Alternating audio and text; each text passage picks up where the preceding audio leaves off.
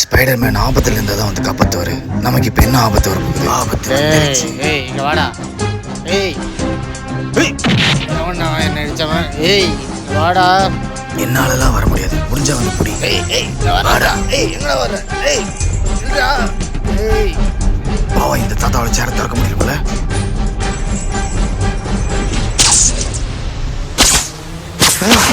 Spiderman வர SK.